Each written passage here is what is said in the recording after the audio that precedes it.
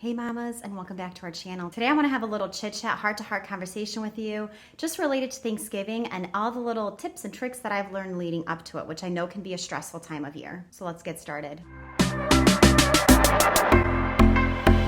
Tiny little update before we jump into this discussion, which is we have officially moved. It has been a little bit over 2 weeks and we have 3 more boxes to go until we are unpacked. It has honestly been a huge blessing being in this home.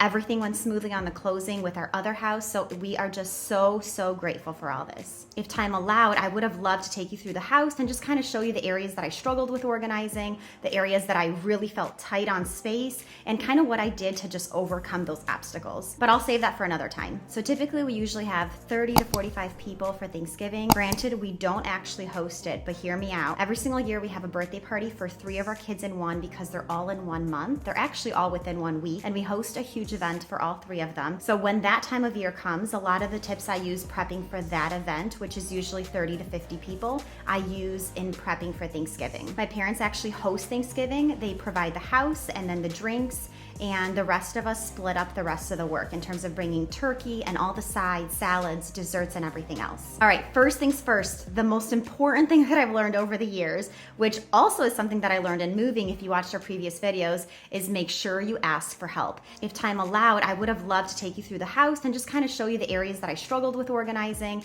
the areas that I really felt tight on space, and kind of what I did to just overcome those obstacles. But I'll save that for another time. So if you're hosting and you have a personality like me that's like, I totally got this, I can do this, but leading up to the date, you get overwhelmed, you're stressed out, you're like, what in the world was I thinking? Why didn't I just ask for help? I think it's important to realize you have that personality so that leading up to it, you can just reach out and say, hey, can anybody bring any side dishes, or can anyone take care of dessert? That way you have a little less to take care of it, a little more time to actually enjoy the day of without being stressed out and being able to actually spend time with your kids and your hubby the day of. So the way we have approached it, obviously into our adulthood, is just asking people to take care of everything. So my mom used to provide the turkey, then 1 year we took over, then she took care of the potato casserole, then my sister-in-law took over with that. So we kind of left her with a lot less work to do the day of, and I think that really helps for the hostess. And so I think if you are hosting and again you get overwhelmed, just make sure you delegate and you ask people to help. Think about it like this: would you rather be overwhelmed, have your kids see mommy basically losing it the day of Thanksgiving, or would you rather have, every family pitch in with 1 or 2 things, and your kids and your hubby get to experience a happy wife and a happy mommy the day of? I'll definitely take the second one. All right, secondly, make sure you plan things out. So I cannot tell you my first Thanksgiving when I actually was like an adult and I need to actually bring things, I felt like a chicken with my head cut off. I mean, this was years into motherhood too, and I felt like I took so much upon myself. I was like, oh, I'll do that and that and that, pretty much acting as if I'm hosting it even though I wasn't, and I was so overwhelmed the day of because I didn't know how to manage it all. I didn't know what goes in the oven. Oh wait, I don't even have enough space to put these things in the oven, and that was just beyond overwhelming. So now I have a totally different approach to it. Instead of doing everything the day of, I plan out what days I need to do what. So I already know, learned this the hard way when my turkey was still frozen leading up to Thanksgiving, that I have to purchase my turkey the weekend before Thanksgiving. That way it thaws in the fridge all the days leading up to Thanksgiving. And believe it or not, I actually keep track of all this. So I don't just approach Thanksgiving and I'm like, oh, what did I do last time? I write everything down now. It really eliminates the brain space that you need to keep track of everything. And so instead of thinking, I wonder what I did last year, I have it written down. I know that Sunday I ordered the turkey and it's ready to go by Thursday. Then when it comes to the week of Thanksgiving, like Monday, Tuesday, and Wednesday, again, I have things written down on what I tackle. So Monday is usually our cranberry sauce, and that's because, it needs time in the pressure cooker. I want it to cool off before I add the honey. And it's something that really can last and can be jarred and put in the fridge for the next few days. It tastes just as great the day of Thanksgiving as it does if you make it the day of. Then when Tuesday comes, I am able to cut up all the apples for apple pie, even cook them down, because that way on Thanksgiving Day, when I have to actually pop the pies in the oven, the cooking time gets dropped by at least half. This part kind of changes depending on how tired I am or if things are going really smoothly or not so smoothly, because Tuesday is also my work day where I edit and record and do all these things. So at times I will assemble the pies and have them ready to go for Thursday. Other times I assemble them Wednesday and then pop them in the oven on Thursday.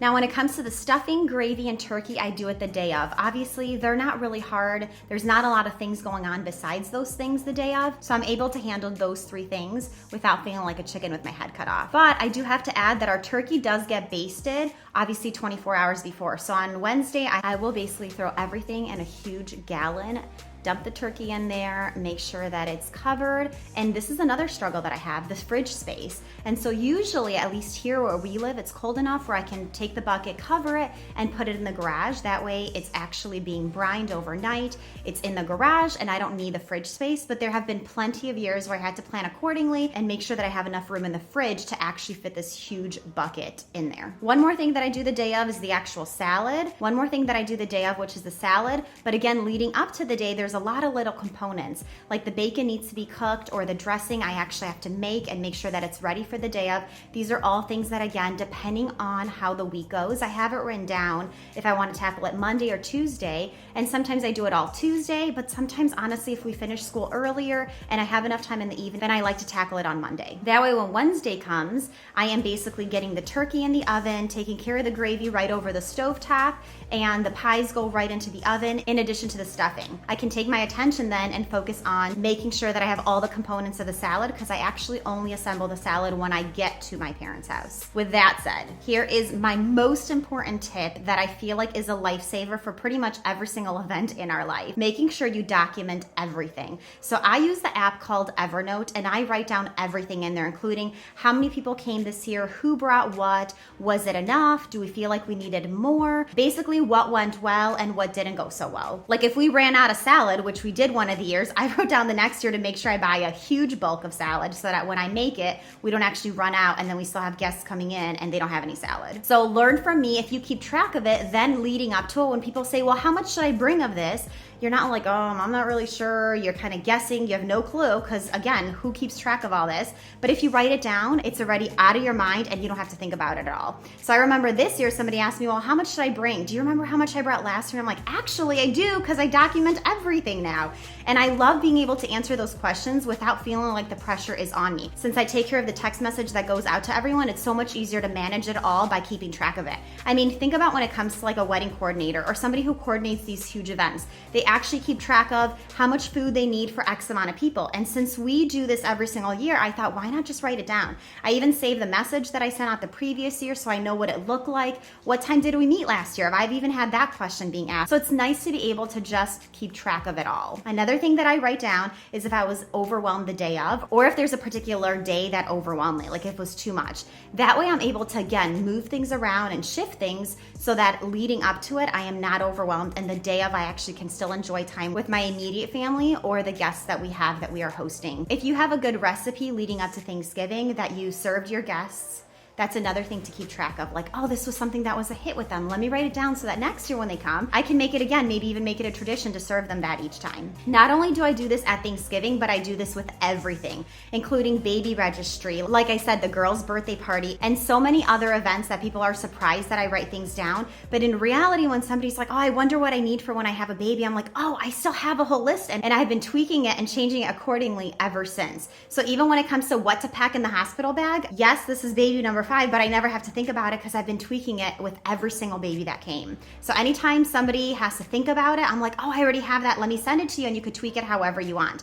But it's nice to just have those documents there, because as soon as it comes to an event, even packing for a trip, you already did all the brain work. And now it's the easy part of just packing without doing the thinking. If you ladies have any tips to share, go ahead and drop them in the comments below. We'd love to hear from you. And as we approach Thanksgiving, I hope you guys have a wonderful and blessed time with your friends and families.